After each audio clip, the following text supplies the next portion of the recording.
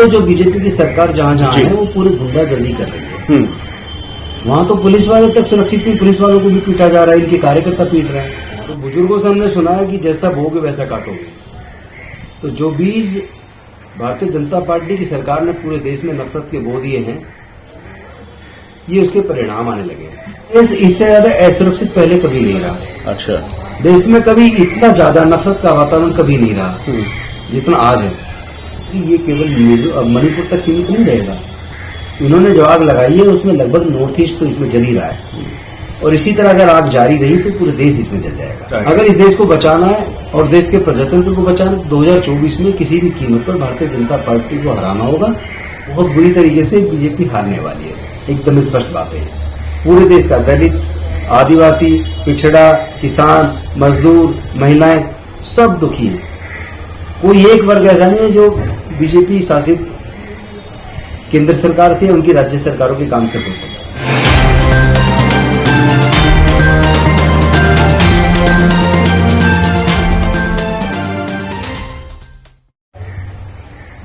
Sir, स्वागत है channel पर आपका। जी शुक्रिया। लगातार जिस तरीके से यूपी हो, राजस्थान हो, यहाँ तक कि मणिपुर में आजकल जो घटनाएं देखने को मिल रही है, नग्न करके औरतों को घुमाया जाता है, उनके साथ अभद्रता की जाती है और बाद में मारा भी जाता है।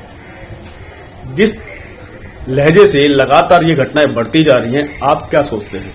मैं समझता हूं कि ये सब जो बीज केंद्र की सरकार ने पूरे देश में नफरत के बोए हैं, तो बुजुर्गों से हमने सुना है कि जैसा बोगे वैसा काटोगे। तो जो बीज भारतीय जनता पार्टी की सरकार ने पूरे देश में नफरत के बो दिए हैं, ये उसके परिणाम आने लगे हैं। चाहे वो मणिपुर की शर्मनाक घटना हो, जहां महिलाओं को निर्वस्त्र करके और उनको घुमाया गया, परेड किया गया और उनके साथ सामूहिक बलात्कार किया गया हो, और इस तरह की वीडियोस वायरल की गई हो। चाहे उसी तरह की कुछ घटनाएं, जैसे कहीं कोई किसी आदिवासी के मुंह पर पेशाब कर रहा है, कहीं एससी के मुंह पर पेशाब कर रहा है, कहीं उत्तर प्रदेश की घटना है, तो कहीं मध्य प्रदेश की घटना है, कहीं राजस्थान के अंदर इसी तरीके का अपमानजनक अत्याचार हो रहा है, बहन बेटियों के साथ बलात्कार करके हत्या हो रही है या युवाओं की हत्या हो रही है। तो मैं ये देख रहा हूं कि ज्यादातर भाजपा शासित प्रदेशों में और जो राजस्थान है वहां तो कांग्रेस का शासन है, लेकिन ये सामंतवादी लोग फिर से सर उठाने लगे हैं।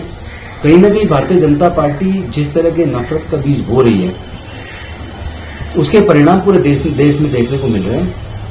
अगर यही हालात रहे तो शायद देश को एकजुट रखना, अखंड रखना बेहद मुश्किल हो जाएगा।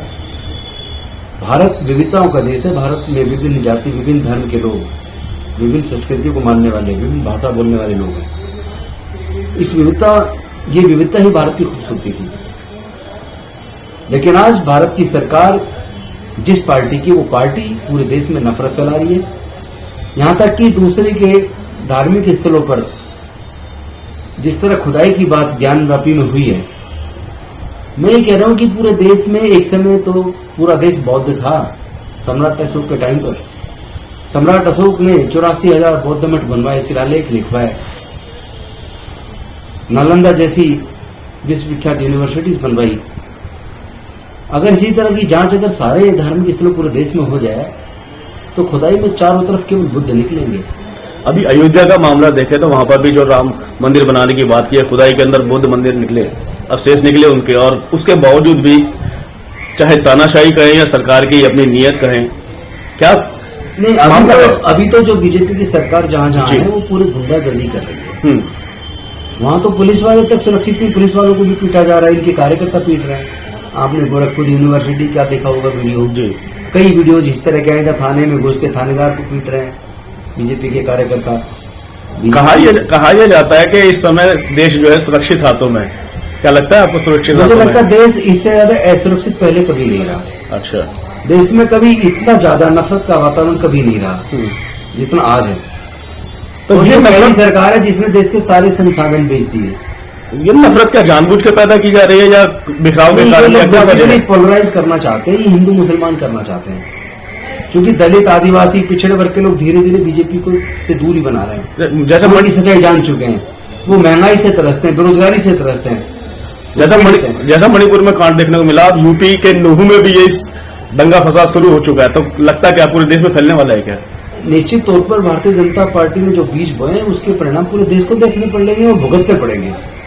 अब समय इस देश को बचाने का है। कैसे बचाएं? अगर इस देश को बचाना है और देश के प्रजातंत्र को बचाना है, 2024 में किसी भी कीमत पर भारतीय जनता पार्टी को हराना होगा।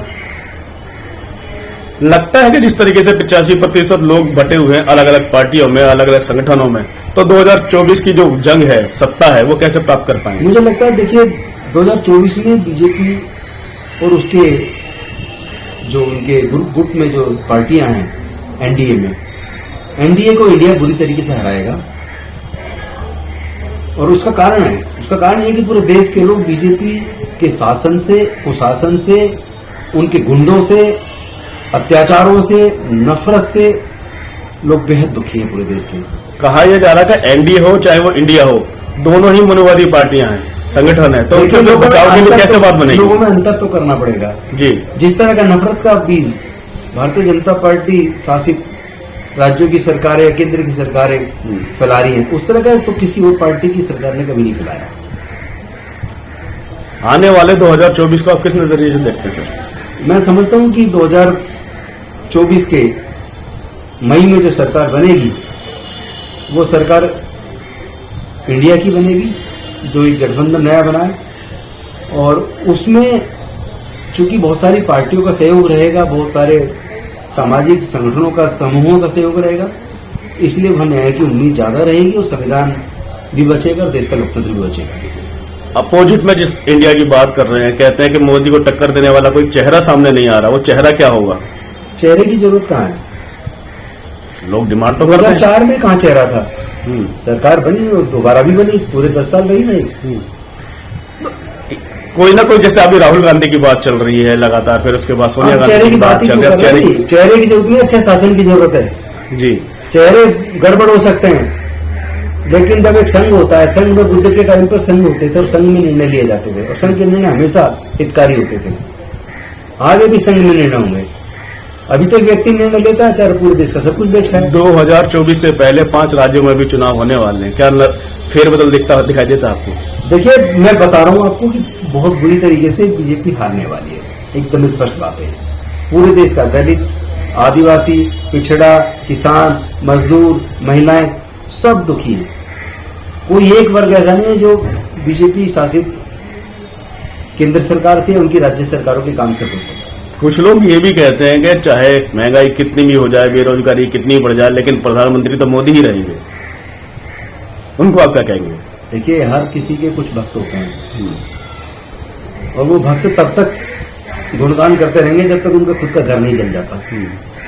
लेकिन जो आग उन्होंने लगाई है, वो आग तो उनके घर को भी अपने आगोश में ले लेगी। लोगों को आप क्या संदेश देना चाहेंगे कि जैसे कि 5 राज्यों में, आप 2023 में भी चुनाव है, फिर 24 में लोकसभा का चुनाव है, क्या कहेंगे, क्या सोचकर वो वोट करें? मैं एक ही संदेश देना चाहूंगा कि भारत का संविधान बचेगा तो भारत बचेगा, भारत का संविधान बचेगा तो भारत का लोकतंत्र बचेगा, और भारत का लोकतंत्र बचेगा तो भारत में फिर सभी जाति धर्म के लोग जो हजारों साल से रहते हैं वो लोग भी सुरक्षित होंगे। वो लोग जो चंद पैसों में बिक जाते हैं, लास्ट टाइम पर आकर के उनका मत बदल जाता है, उनको क्या संदेश है आपका? मैं उनको एक बात कहना चाहता हूं, किसी का दिया हुआ भीख वो आपके जीवन को पार नहीं उतार सकती। अल्टीमेटली तो अपने परिवार को चलाने के लिए आपको खुद को मेहनत करके कमा के खाना है। और अगर आप अपनी वोट को शराब की बोतल में 1-2 हजार रुपए में 10-20 किलो अनाज में बेच देंगे, तो जो जिनके पैसे से वो आपकी वोट खरीदेंगे, उन्हीं पूंजीपतियों के हाथों पूरे देश को और आपके बच्चों के भविष्य को बेच देंगे, जैसा कि भारतीय जनता पार्टी की सरकार ने किया है। मणिपुर में एक बात और चल रही है कि ये जो आदिवासियों को वहां से खदेड़ने की बात है, वो पूंजीपतियों को उनकी जमीन देने की बात है, क्या इसमें कितनी सच्चाई है? देखिए, ये तो वहां के लोग और सरकार जानती होगी, लेकिन इसमें कुछ ना कुछ तथ्य जरूर है। और एक और मैं बात बताऊं कि ये केवल मणिपुर तक सीमित नहीं रहेगा। इन्होंने जो आग लगाई है उसमें लगभग नॉर्थ ईस्ट तो इसमें जल ही रहा है, और इसी तरह अगर आग जारी रही तो पूरे देश इसमें जल जाएगा। इससे बचने के क्या उपाय? एक ही उपाय है कि पहले इंसान बने, सब जानवर ना बने। जाति और धर्म जो है वो भी चालाक इंसानों की देन है। तो मानवता और न्याय, समता, स्वतंत्रता, बंधुता और न्याय, इसकी जरूरत मैं समझता हूँ सबको है। चैनल के साथ बात करने के धन्यवाद। शुक्रिया।